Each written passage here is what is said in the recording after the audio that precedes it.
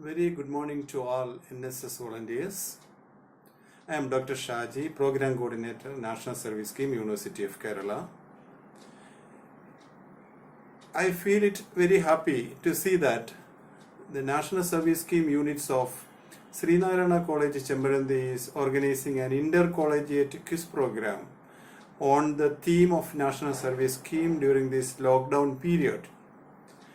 And I am here to help you to prepare to make you fit for appearing in this quiz program, and I am supposed to give the details of National Service Scheme, especially National Service Scheme movements in India, and I hope that this presentation would be beneficial to you because the organizers of the quiz program have already announced that the quiz will be mainly based on a video presentation which will be done by the Program Coordinator at National Service Scheme, University of Kerala.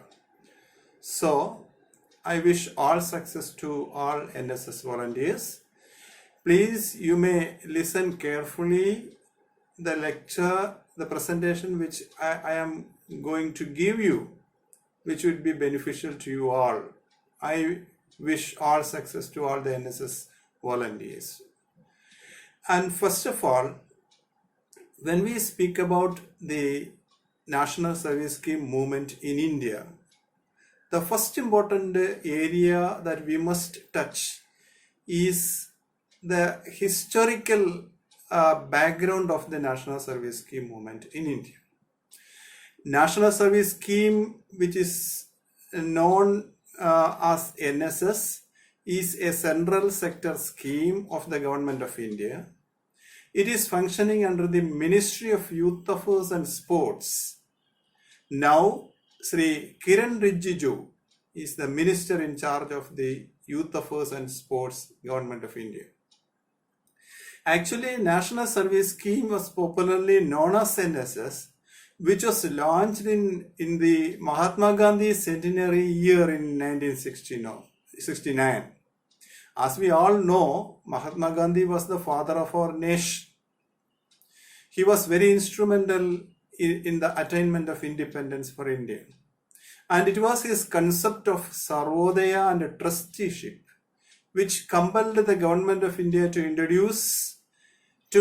incorporate the principles of directive principles of state policy as a part of Indian Constitution, and as well as introduce Panchayati Raj systems all over in India, and as well as the concept of welfare state was of course made as a part and parcel of the Constitution of India, mainly based on the Gandhian ideals.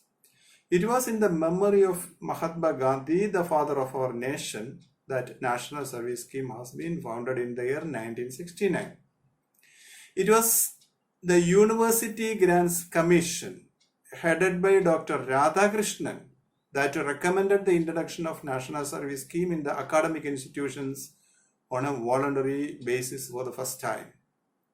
In the year 1958, the then Prime Minister of India, Pandit Jawaharlal Nehru, in his letter to the Chief Ministers, mooted the idea of having social service as a prerequisite for the graduation students.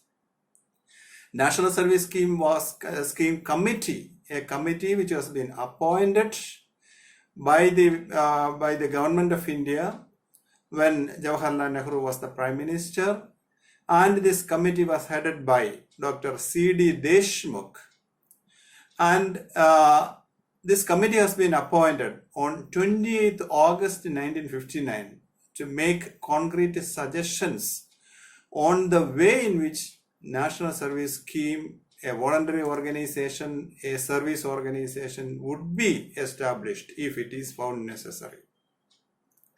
And National Service Scheme Committee, which was launched in the year 1959-60 under the chairmanship of Dr. C.D. Deshmukh, which recommended that National Service Scheme, a voluntary organization, should be started in India for a period of 9 months to a year, maximum a year, and that should be made compulsory, mandatory for all students before a student enters into the university for education.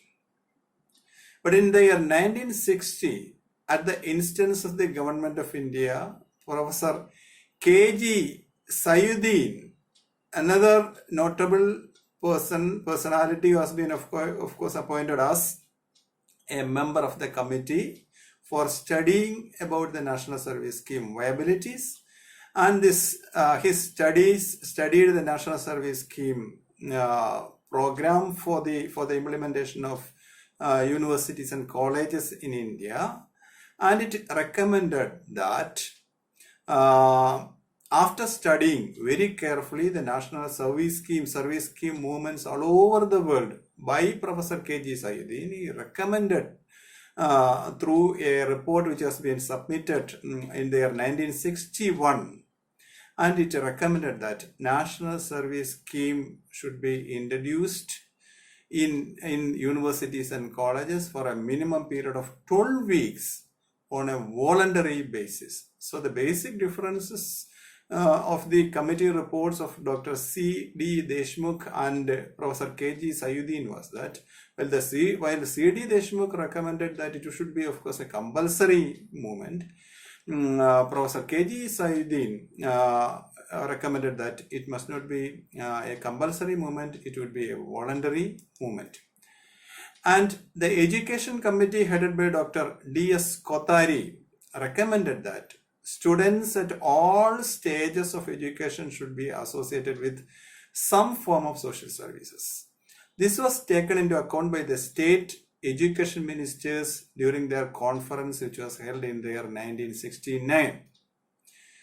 So, followed by this, a Vice Chancellor's conference was being convened by the Government of India in September 1967, which welcomed the recommendations of the committee, and in May 1969, a conference of the students representatives of all universities and institutions of higher learning was convened by the Ministry of Education, Government of India, as well as the University Grants Commission combinedly, and unanimously this meeting declared that National Service Scheme could be established in all institutions in India as far as possible as a powerful instrument for national integration. The details were soon worked out by the Planning Commission, and the Planning Commission sanctioned an outlay of rupees 5 crores for the starting of National Service Scheme during the fourth 5-year plan. And thus, the National Service Scheme was launched in India on 24th September 1969 by the then Education Minister Dr. V.K.R.V. Rao in 37 universities with 40,000 NSS volunteers covering all states. The initial financial arrangements provided for an expenditure of rupees 120 per NSS student per year to be shared by the center as well as the state governments in the ratio of 7:5. That is, the central government is spending rupees 70 and state government rupees 50 respectively per NSS student per year.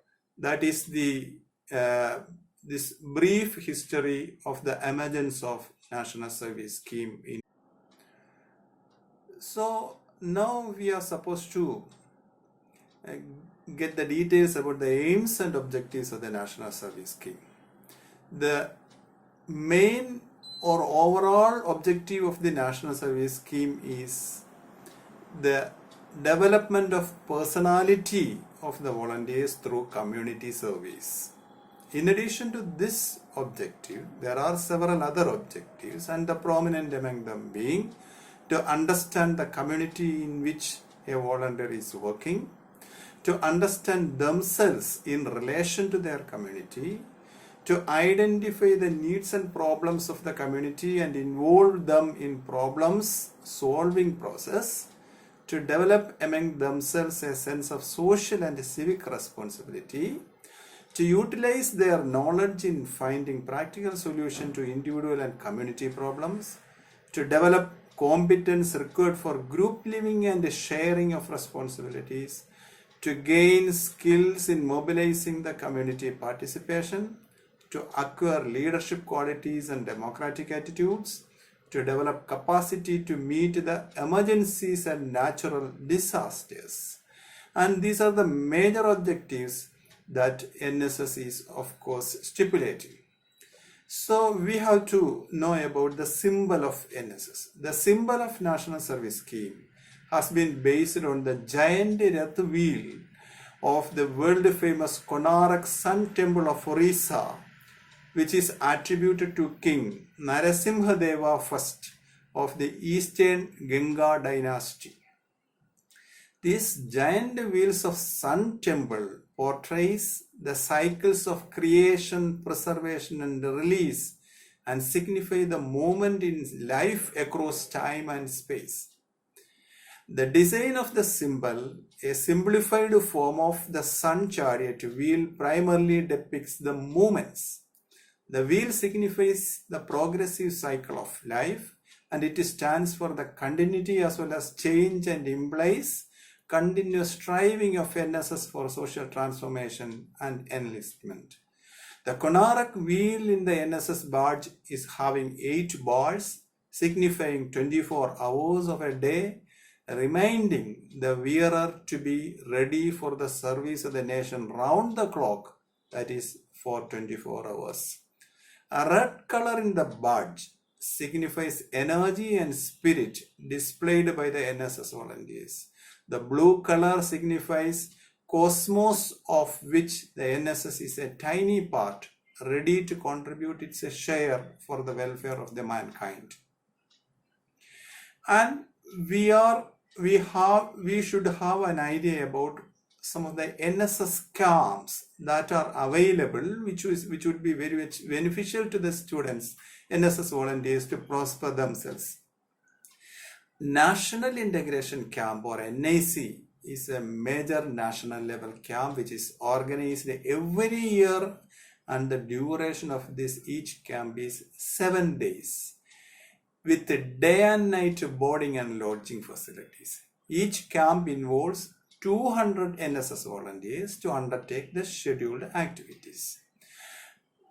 Another important notable camp is Adventure Camp. The Adventure Camps are held every year, which are attended by approximately 1,500 NSS volunteers. These camps are conducted mainly in Himalayan region in the north and Arunachal Pradesh in northeastern region. The adventure activities undertaken in these camps include trekking of mountains, water rafting, parasailing and basic skiing.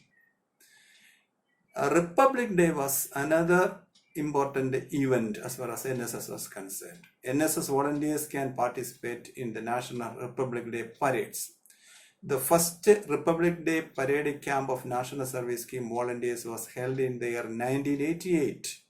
The camp takes place usually in Delhi between 1st to 31st January every year, with the 200 NSS selected volunteers who are good in discipline, march past and cultural activities.